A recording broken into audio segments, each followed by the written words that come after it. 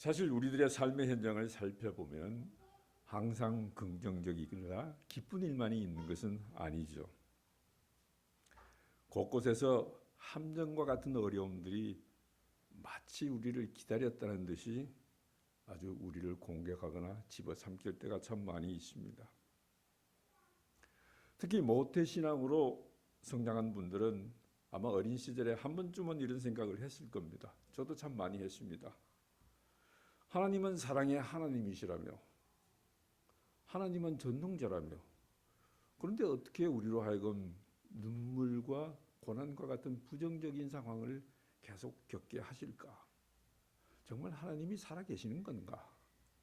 하나님이 주무시는 건가? 심지어 불신자들은 옆에서 그렇게 이야기합니다. 네가 믿는 하나님 아마 어디 출타하셨나 보다. 친구들이 그렇게 비양되기도 합니다. 사실 우리들의 삶은 녹록치가 않습니다. 아마 기쁜 것보다는 슬픈 시간이 더 많았고 즐거웠던 시간보다는 고난의 시간이 더 많았을 것입니다. 그러나 하여튼 우리 인간은 이런 공경에 처하게 되면은 대부분의 경우 우선 자기 반성의 시간을 갖게 됩니다. 그때 내가 내린 결정은 너무 무리였었구나. 아니면 내가 부족해서 이런 일을 당하는구나. 또 심지어 부부 사이에는 이런 말도 하죠. 내가 어쩌다가 저런 남편 혹은 아내를 만나서 이렇게 됐을까? 내가 아마 눈이 멀었었나 보다. 이렇게 후회를 하면서 대부분의 경우는 자신의 부족함이나 실수함으로 그 원인을 돌리기도 하고 자기 반성을 하기도 합니다. 그러나 이렇지 않은 경우도 많이 있죠. 아무리 자신의 잘못이나 실수의 근원을 따져보아도 납득할 만한 충분한 이유를 찾지 못할 때가 있습니다. 열심히 교회 공적인 행사에 다 참여했고 헌금, 헌신, 봉사, 전도의 자리에까지 빠지지 않고 열심을 다 했는데 어떻게 우리 집에 이런 가정의 불화가 생기든지, 어쩌면 나한테는 마음에 드는 직장이 하나 구해지지 않는지, 나는 왜 남들보다가 건강이 시원치 않은지, 심지어는 이제 중년 노년에 들어서게 되면 자녀들의 앞날이 걱정이 됩니다. 그런데 도대체 미래가 보이지 않는 경우가 많이 있습니다. 이런 상황에 이르면은 많은 경우에 믿음의 기초부터 흔들리고 불안해지고 심지어는 불신의 자리에까지 이르게 됩니다. 왜 이런 일이 나에게만 일어났는가? 미국에서 자녀를 키우다 보면은 꼬마들이 제일 많이 하는 말이 Why me? 제인아 가서 소금 좀 가져다 줄래? 그러면 딱 하는 말이 Why me? 왜 내가 해야 되냐고. 왜 나에게 이런 일이 일어나냐고. 도대체 하나님은 무엇을 하고 계시는가? 또한 우리가 원치 않는 별로 필요하지도 않아 보이는 고통이 나에게 올 때는 그 의미를 찾으려고 애를 쓰지만은 찾지 못할 때가 참 많이 있습니다.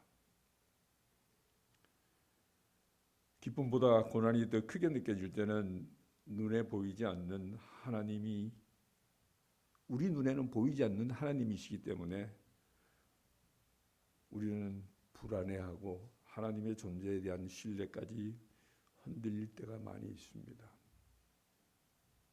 이러한 혼란스러운 경우를 마주했을 때 오늘 설교의 제목인 조화로운 하나님의 섭리를 우리가 알게 되면은, 그 신비한 능력을 이해하고 의지할 수 있다면은 이 불안과 불신의 암흑에서 벗어나는 탈출구가 보일 것입니다. 비록 성경에는 이 섭리라는 단어가 쓰여지지 않았어요. 아마 후대의 신학자들이 이 단어를 만든 것 같습니다. 그 단어의 의미를 보면은 섭이란 글자는 예측한다, 미리 준비한다는 뜻의 한자말 섭이라는 글자를 사용하고요. 그 다음에 리라는 말은 결대로, 순리대로 행한다, 이루어진다, 쪼갠다는 의미를 가진 것입니다. 그래서 섭리라는 단어가 형성이 되었습니다. 다시 한마디로 하나님의 섭리를 정리하면은 하나님께서는 언제나 항상 우리에게 가장 최선의 것을 준비하고 행하신다는 것입니다. 나를 외면하지 않으시고 한순간도 소홀히 여기지 않으며 늘 지키신다는 뜻입니다. 이를 밝혀주는 말씀이 이사야 49장 15절에 기록되어 있습니다. 같이 한번 읽어보시겠습니다. 시작. 여인이 어찌 그 젖먹는 자식을 잊겠으며 자기 태에서 난 아들을 긍휼히 여기지 않겠느냐. 그들은 혹시 잊을지라도 나는 너를 잊지 않고 것이라고 기록되어 있습니다. 사실 어머니라면 어찌 아기의 젖먹는 것을 잊을 수 있겠습니까? 설사 그런 일이 일어난다 하더라도 여호와는 결코 너희들을 잊지 않겠다는 하나님의 말씀을 이스라엘 백성들에게 선지자 이사야가 기록한 것입니다. 이 당시 이스라엘의 상황은 아주 힘들었습니다. 당시에 벌써 북이스라엘이 아시리아에게 망해버렸습니다. 야곱의 12지파들 중에 벌써 10지파가 거의 사라져버렸습니다.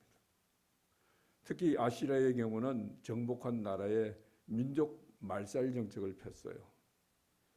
이스라엘 민족들은 자기 민족이 타민족과 섞이는 것을 굉장히 죄악시하고 싫어했습니다. 왜냐하면 하나님이 너희들은 구별되라고 명령하셨기 때문에. 그런데 아시리아는 그 모든 10지파의 사람들을 중동 지방에 다 흩어버렸습니다. 그리고 이방인들과 결혼을 시켜버렸습니다. 그 가운데 이제 겨우 살아남은 남유다도 2지파밖에 안 되는데 이 나라조차 이제 언제 망할지 모르는 상황에 들어갔습니다. 바로 바벨론이 공격을 한 것입니다. 이때 이사야가 하나님의 말씀을 그들에게 전합니다. 아기 엄마가 아기를 잊어버리더라도 하나님께서는 너희를 잊지 않을 것이라는 희망의 말씀을 전해주신 것입니다. 이는 절대절명의 위기 속에 있는 우리를 언제나 잊지 않고 늘 함께 하시어서 진정한 평화와 안식의 자리에 이를 수 있게 하겠다는 하나님의 약속인 겁니다. 이어서 로마서 8장 28절에서는 또 다른 약속을 하셨습니다. 같이 읽겠습니다. 우리가 알거니와 하나님을 사랑하는 자 곧 그의 뜻대로 부르심을 입은 자들에게는 모든 것이 합력하여 서를 이루느니라. 여러분들 잘 아는 성경 구절입니다. 근데 여기서 몇 가지 우리가 꼭 기억해야 될 부분이 있습니다. 하나님을 사랑하는 자 곧 그의 뜻대로 부르심을 입은 자에 대한 이해를 여러분들이 하셔야 됩니다. 우리는 그냥 83억의 세계 인구 중에 하나가 아닙니다. 하나님을 사랑하는 자 곧 그의 뜻대로 부르심을 받은 자들입니다. 이 말을 좀 더 쉽게 풀이하면은 하나님께서 미리 알고 계획하시고 은혜로 우리를 택하셔서 복음을 통해서 우리를 부르셨고 그 부르심에 우리가 믿음으로 응답해서 하나님을 사랑하면서 살아간다는 이 말을 줄여서 한마디로 하나님을 사랑하는 자, 곧 그의 뜻대로 부르심을 입은 자라는 뜻입니다. 이 단어 속, 이 문장 속에는 하나님이 미리 아시고 하나님이 택하셨고 복음을 통해서 우리를 부르셨고 우리가 믿음으로 응답을 했고 그래서 하나님을 사랑하며 살아가는 우리들입니다. 그저 83억 중에 별 의미 없는 한 사람이 아니라는 것입니다. 다시 말씀드리면 우리는 그의 계획 안에 있는 한 존재라는 것입니다. 여러분들 자부심을 좀 가져야 되겠죠. 여러분들 자랑할 수 있어야 됩니다. 지금 여러분들이 이 자리에 앉아서 예배를 드릴 수 있는 마음이나 신앙조차 내가 만든 것이 아닙니다. 하나님이 그 마음을 선택해서 허락하셨기 때문에 여러분이 믿어지고 이 시간이 귀하게 여겨지는 겁니다. 저도 아주 친한 친구들이 여러 명 있습니다. 세상적으로 봐서는 상당히 좋은 자리에 좋은 환경 속에서 지내고 있습니다. 과학자들도 있고 의사들도 있고 공학자들도 있습니다. 똑똑한 사람일수록 예수 믿기가 그렇게 힘드나 봅니다. 그래서 제가 살던 보스턴에서는 한인교회에서 특별히 거기에 유학 온 박사과정에 있는 사람이나 주재원들을 열심히 전도합니다. 그 한 사람이 변화되면은 돌아와서 많은 사람을 변화시킬 수 있기 때문입니다.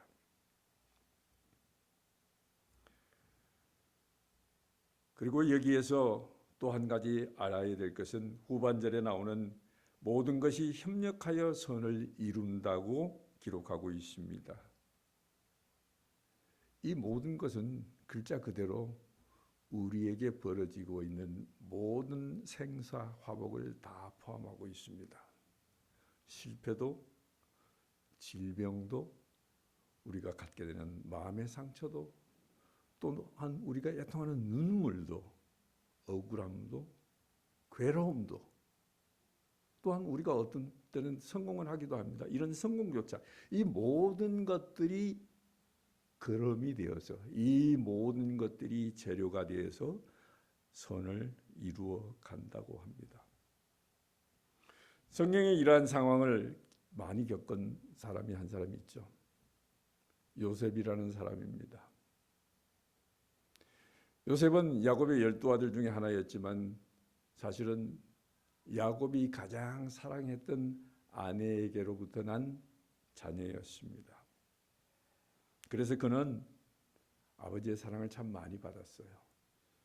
채색 옷을 입었고 늘 아버지 곁에서 아버지와 많은 시간을 보내게 됩니다. 그의 인생 여정을 살펴보면 특별한 것들이 몇 가지 있습니다.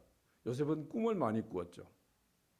볕단 꿈을 꾸기도 하면서 형들에게 그 꿈 이야기를 합니다.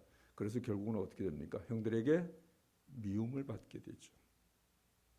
또한 채색 옷을 입고 아버지 곁을 맴도는 바람에 형들이 또 미워하게 됩니다. 결국은 어떻게 됩니까? 광야에서 감금되었다가 애굽의 노예로 팔려가게 됩니다.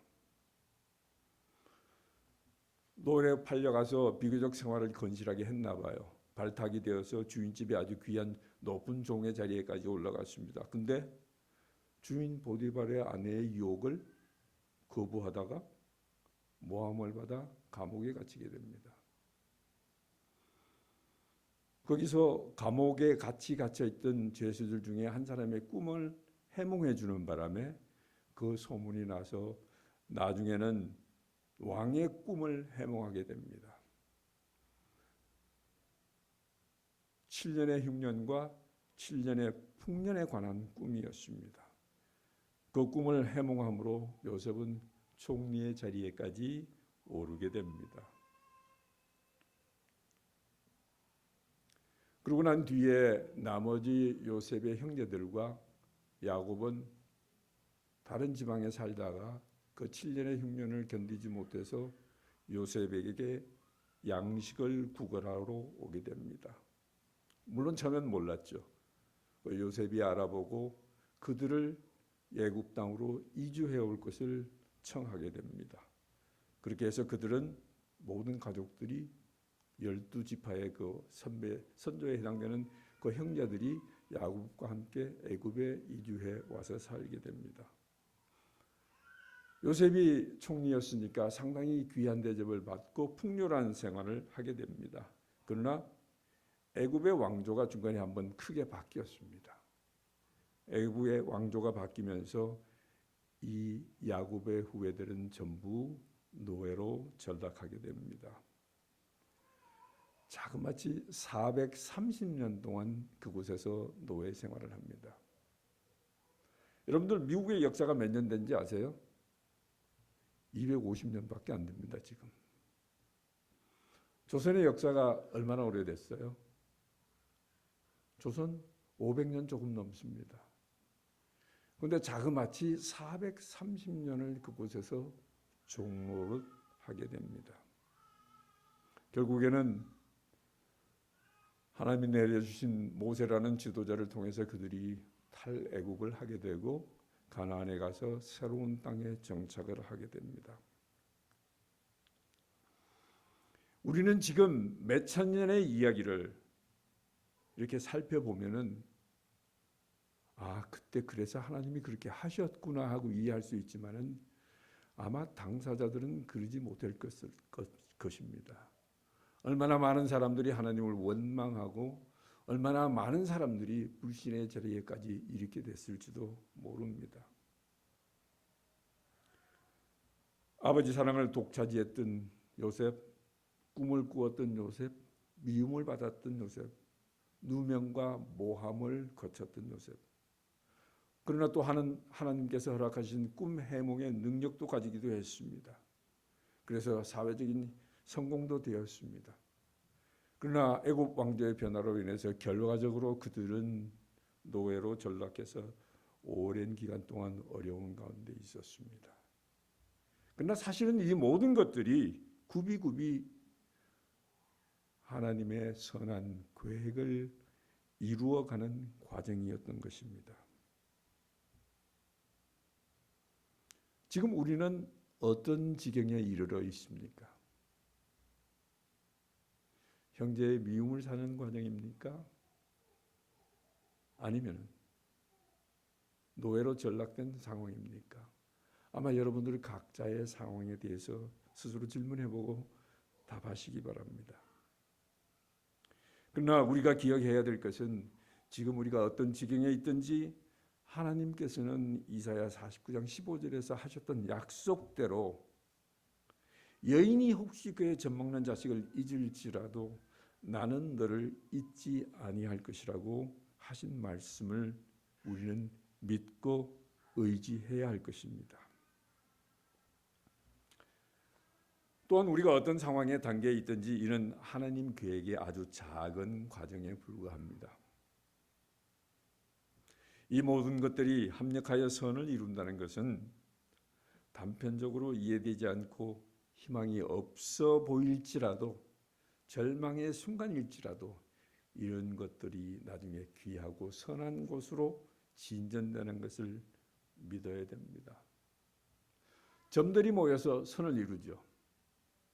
또 선들이 모여서 면을 이루죠. 면들이 모여서 입체를 이루는 것과도 같은 현상일 겁니다.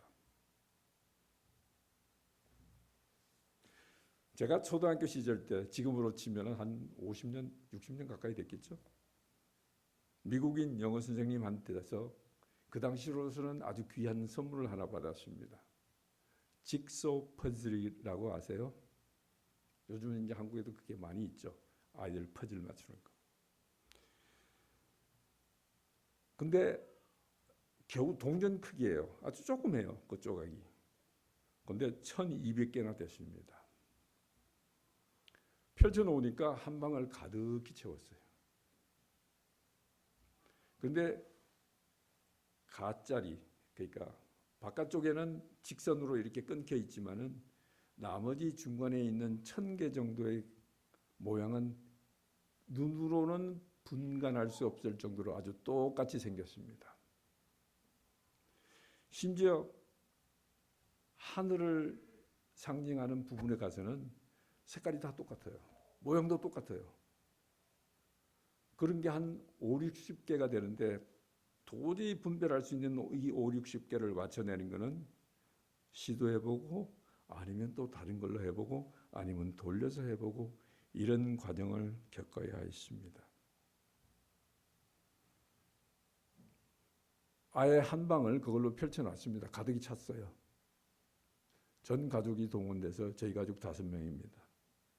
동원돼서 6개월이 걸렸습니다. 그 6개월 동안은 마치 우리가 안개 속에서 운전을 하듯이 도무지 갈피가 잡히지 않고 결과를 알 수 없었습니다.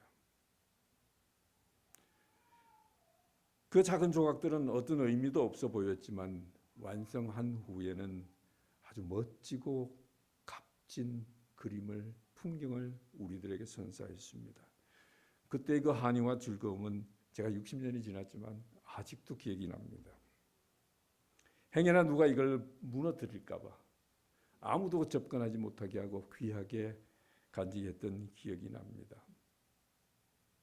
어쩌면 우리가 마치 그 의미 없는 작은 조각 하나하나에 너무 기대를 걸고 우리의 인생을 다 맡기고 있는지는 아닌지 한번 자문해 보시기 바랍니다.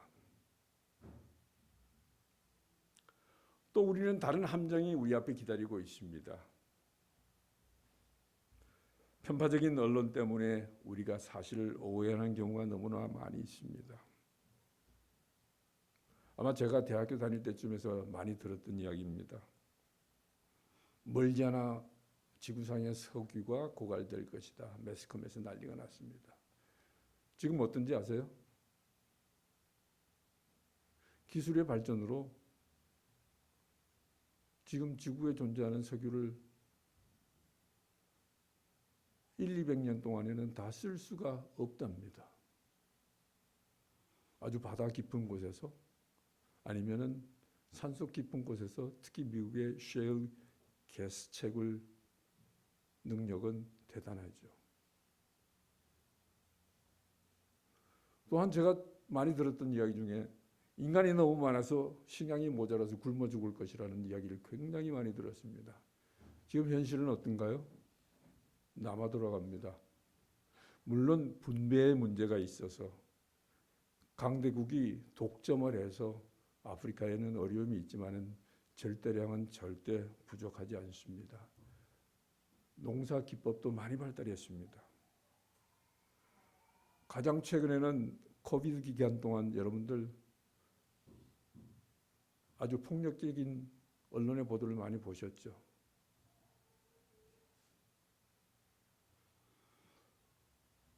제가 원래 미국에 있을 때 AI를 공부했기 때문에 조금 알아서 제가 이런 말씀을 드리는데 지금 매스컴에서 이야기하는 그 언론에서 이야기하는 AI에 대한 기대감은 너무 부풀려져 있습니다. 사실 이러한 일들이 1990년대 일본에서 AI를 시작했었습니다.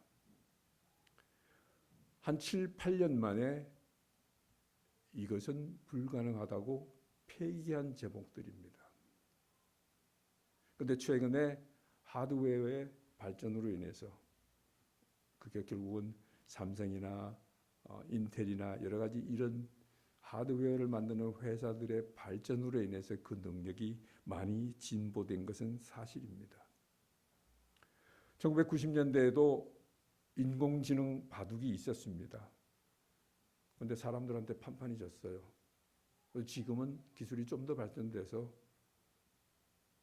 사람을 능가하죠. 아무도 AI를 이기지 못하는 상황까지 왔습니다.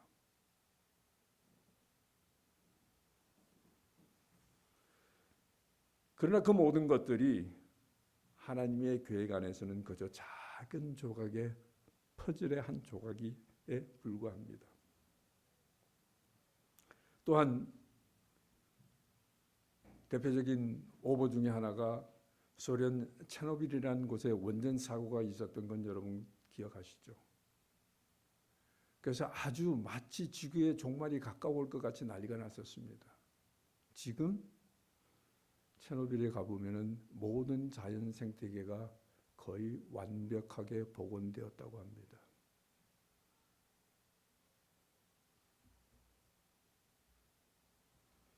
또한 여러분들 주의하셔야 될 게 유튜브의 횡포입니다. 여러분들 인지하셨는지는 모르겠지만 유튜브를 많이 들여다보면은 간혹 유튜브 시작함과 동시에 아주 짧게 자그만하게 한 30초 정도 자막이 나옵니다. 이 내용은 팩트를 기본으로 하여 각색된 것입니다. 얼마나 각색했다는 말은 없어요. 팩트가 1%인지 팩트가 50%인지 모릅니다. 그리고 그 밑에 또 한 개가 더 있습니다. 이 내용을 보고 여러분들이 하신 행동에 대해서는 저희들이 책임지지 않습니다.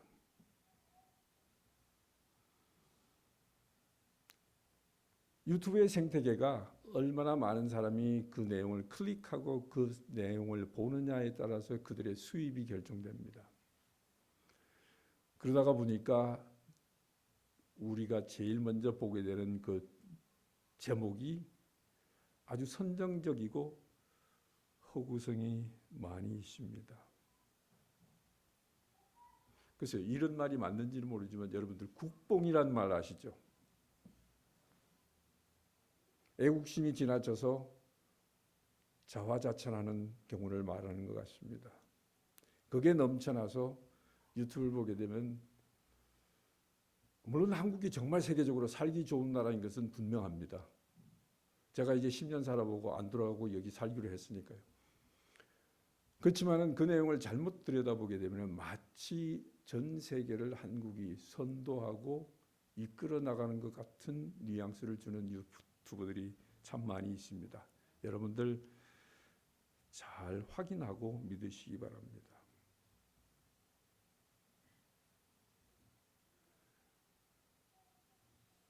여러분들이 어려움과 곤경 속을 헤쳐나가는 것도 힘든 일인데 또한 이 언론들의 횡포로 인해서 우리 자신을 망각하고 하나님을 잊어버릴 때가 참 많이 있습니다.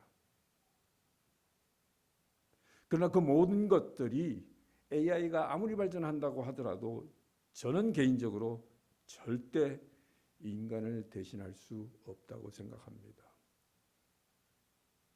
저는 개인적으로 죽을 때까지 자율자동차를 안 살 겁니다. 자율자동차 근처에도 안 갈 겁니다.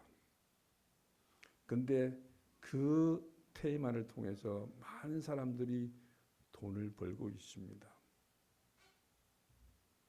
우리 그리스도인들은 그냥 문명의 발전을 지켜보며 그 편리함을 취할 수 있지만은 하나님과 구별됨을 잊지 말아야 할 것입니다.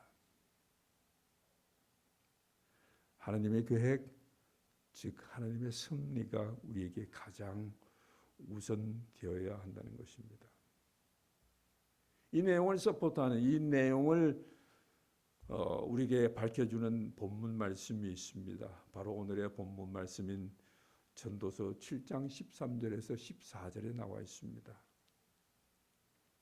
제가 읽어드리겠습니다. 하나님의 행하시는 일을 보라.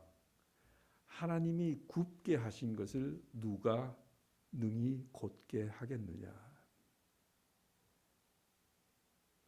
형통한 날에는 기뻐하고 공고한 날에는 생각하라. 하나님이 이 두 가지를 병행하게 하사 사람으로 그 장래의 일을 능히 헤아려 알지 못하게 하셨느니라. 하나님이 그러셨어요. 내가 했는데 너희들이 어떡할 거냐? 너희들이 할 수 있느냐? 내가 하는 일을 너희들이 미리 예측할 수 있느냐? 전도서의 말씀대로 인간의 능력과 하나님의 능력을 비교하는 자체의 그 자체가 의미가 없음을 분명히 하고 있습니다. 제발 하나님에게 도전하지 마시기 바랍니다. 제발 언론에 현혹되거나 내가 어려운 처지에 당했다고 하나님께 도전하는 행위는 여러분들 절대 하지 마시기 바랍니다. 자, 이제 합력하여 선을 이룬다는 것에 대해서 우리가 한번 생각해 보겠습니다. 많은 사람들이 합력하여 선을 이룬다면 막혔던 문제가 해결되고 닫혔던 게 열리고 모든 문제의 해결이 선이라고 생각을 합니다.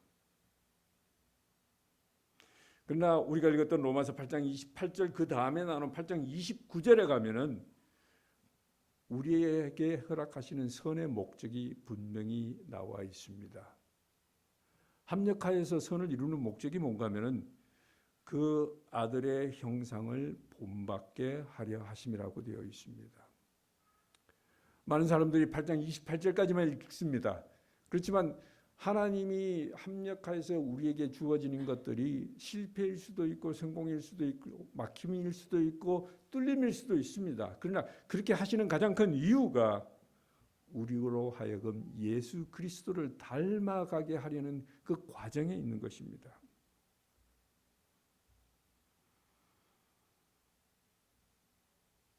여러분들 예수님의 공생의 3년을 기억하실 것입니다. 집도 없었습니다. 머리 누울 곳도 없었습니다. 3년을 방황하시면서 말씀을 전하고 민생을 돌보았습니다. 그 생애에 비교한다면 우리가 예수님을 닮아가려고 하는데 우리의 지금 현 처지는 어떻습니까? 너무 잘 살고 있지 않으세요? 너무 풍요롭지 않으세요? 그런데 하나님이 계시는지 불신의 자리에까지 가는 것은 도저히 있을 수 없는 일이겠습니다. 자, 그런데 중요한 문제가 여기 하나 있습니다. 아직 제가 말씀을 드리지 못했는데 여러분들 대학에서 수강 신청을 하다가 보면 선수 과목이라는 게 있죠. 어떤 과목을 이수하지 않으면 그 다음 과목으로 넘어가지 못하는 경우가 있습니다. 저는 감히 이것을 우리가 조화로운 하나님의 섭리를 이해하기 위한 선수 과목이라고 생각합니다.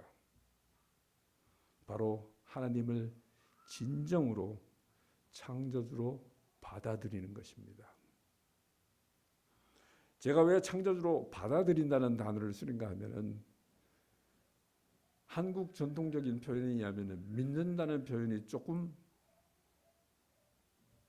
분명하지가 않습니다.